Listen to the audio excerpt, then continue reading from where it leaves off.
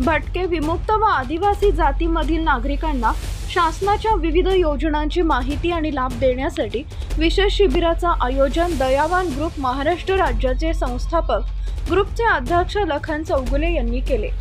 दिनांक 11 व 12 मार्च 2024 रोजी जुनी वडार गल्ली इथे करण्यात आले। नागरिकांना विविध प्रमाणपत्राबाबत विविध समस्या व अडीअडचणींचा सामना करावा लागतो त्या सोडवण्यासाठी या शिबिराचं आयोजन केले गेले। काल या शिबिराचे उद्घाटन दीप प्रज्वलन प्रांताधिकारी सचिन इथापे यांच्या हस्ते करण्यात आले होते। तर यावेळी उपस्थित असलेल्या सर्व शासकीय अधिकाऱ्यांचा यथेच्छ सन्मान केला गेला।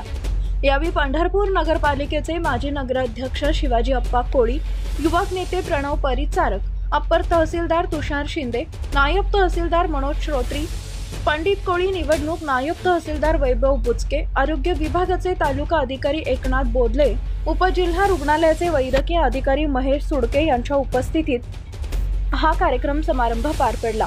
तर आज दुसऱ्या दिवशी मंगळवारी माजी आमदार प्रशांत परिचारक यांनी या शिबिराच्या ठिकाणी भेट देत आयोजक लखन चौगुले यांचे कौतुक करण्यात आले। तसेच यावेळी श्री विठ्ठल व स्वर्गीय आमदार सुधाकर पंत परिचारक यांच्या प्रतिमेचे पूजन करण्यात आले।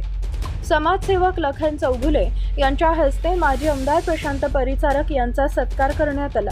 यावेळी माजी नगरसेवक धर्मराज घोडके, माजी नगराध्यक्ष सुधीर धोत्रे, अंबादास बंदपट्टे, नगरसेवक लखन मधुकर चौगुले, सुधाकर बंदपट्टे, शंकर काका पवार, दत्तात्रय धोत्रे, तुळजाराम बंदपट्टे, संजय बंदपट्टे, दत्ता भोसले, रवी चौगुले, अनिल सपताळ यांच्यासह विविध पदाधिकारी व कार्यकर्ते तसेच परिसरातील नागरिक मोठ्या संख्येने उपस्थित होते।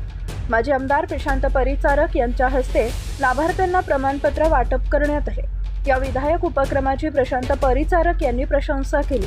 या शिबिरात जात प्रमाणपत्र, रेशन कार्ड, आधार कार्ड, मतदान कार्ड, दिव्यांग प्रमाणपत्र, वृद्धावस्था पेन्शन योजना, आयुष्मान भारत कार्ड, वयाचे प्रमाणपत्र, विधवा पेन्शन तसेच विविध दाखले तर त्याच ठिकाणी प्रदान करण्यात आले।